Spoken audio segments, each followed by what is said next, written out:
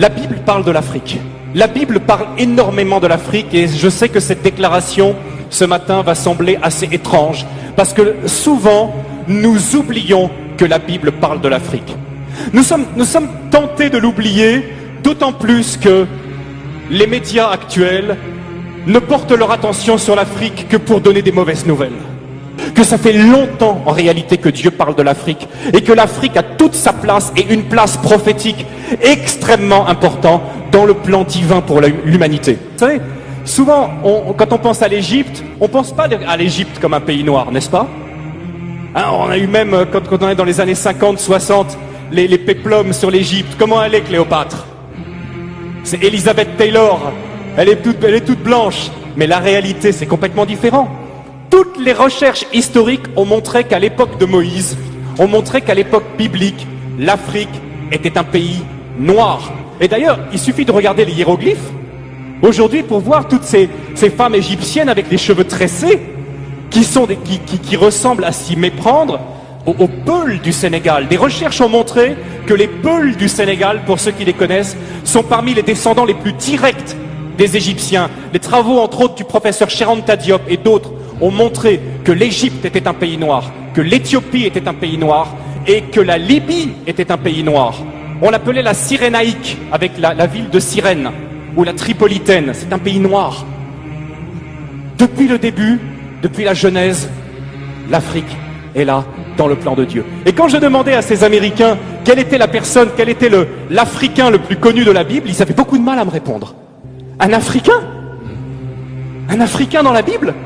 L'Africain le plus connu. Et à votre avis, tenez, qui est l'Africain le plus connu de la Bible? Adam. Ah bah, et si Adam était dans le jardin d'Éden, il était forcément un peu africain. Un bon point pour toi, ma sœur. Moïse. Moïse, né, grandi en Afrique, passé 40 ans de sa vie en Afrique. Que les images que l'on voit du Christ véhiculées non seulement en Occident, mais maintenant partout dans le monde, sont souvent celles d'un homme européen. Donc il y a souvent les yeux plutôt bleus, les cheveux blonds, qui a le teint européen, donc le teint blanc. Alors qu'il s'agissait évidemment d'une personne qui est née au Proche-Orient. Oui. Et si Jésus est noir, mais qui je suis? En fait, très clairement, je suis absolument choquée de voir à quel point l'histoire a été falsifiée et aussi encore à quel point la France est totalement encore colonialiste, n'a pas du tout réparé ses erreurs et n'est pas du tout prête à le faire. En fait, j'ai l'impression que toute notre histoire du monde, comme elle repose sur un mensonge, tout est absolument inversé. Si on fait des recherches, on se rend compte que en fait le Christ il pouvait être que noir, et ça d'un point de vue scientifique et aussi d'un point de vue qui était écrit dans la Bible. Déjà dans la Bible on nous dit qu'il a la peau comme le charbon et les cheveux de laine, et puis quant à l'ADN on découvre que les premiers hommes étaient noirs, donc c'est l'ADN primordial. Il pouvait être que noir, il pouvait être pas blanc. Après on se rend compte que il y a la falsification historique avec le pape Alexandre VI de la famille Borgia en 1490 qui nous fait voir que pareil, il y a un visage qui a été prêté et que les premières iconographies c'était des Jésus noirs comme la Vierge noire et on se rend compte en fait à l'étage dans les églises on nous met la Vierge qui est peinte en blanche et que même les curés savent que les vierges en fait de base c'est des vierges noires mais qui nous présentent ce qu'eux-mêmes appellent les usurpatrices. Ce que je trouve quand même extrêmement choquant, ça veut dire que toute la religion catholique est totalement basée sur l'inversion des valeurs. On est totalement sur le pentagramme inversé, ce qui me rend vraiment de plus en plus consciente que en fait on peut pas savoir qui on est si déjà on nous ment sur qui on est.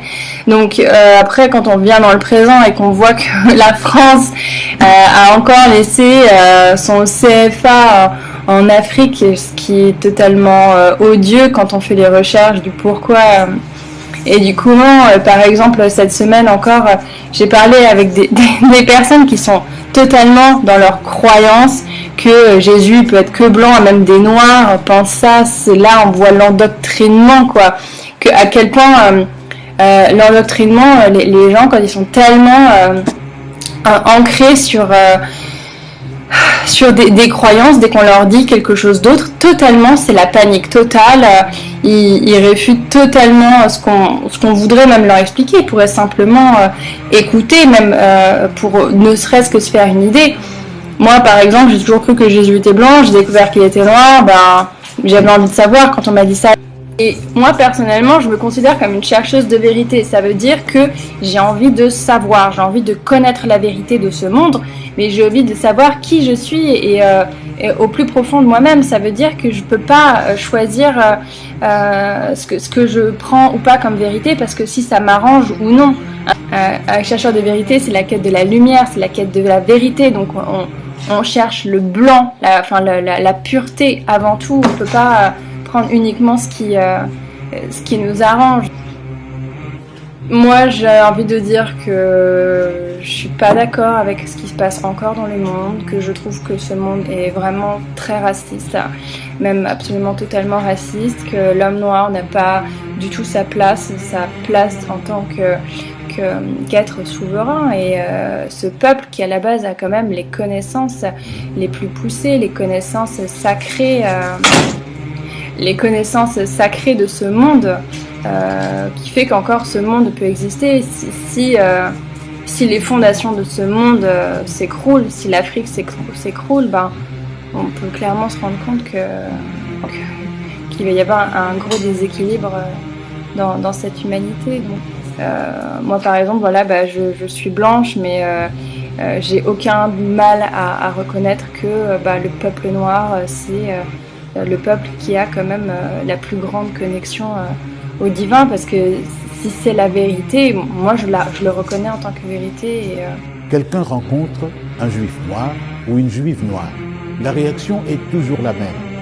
C'est comme quand on parlait des Persans dans le Paris du XVIIIe siècle. Monsieur est juif, madame est juive, c'est impossible. Comment peut-on être juif et noir? Pourtant, les juifs noirs existent bel et bien, et de longue date. Pensez à Tzipora, la femme coushite épousée par Moïse. Pensez plus près de nous au fameux Beta Israël, connu sous le nom de Falasha. Pensez encore à ces communautés nombreuses de juifs noirs aux États-Unis, au Canada et bien sûr en France. Pensez encore à ces communautés africaines, communautés tribales comme on dit, les Igbo au Nigeria, les Songé en Afrique centrale et beaucoup d'autres au Zimbabwe, en Afrique du Sud. Oui, ils existent, les juifs noirs, les juives noires. Allons donc à leur découverte.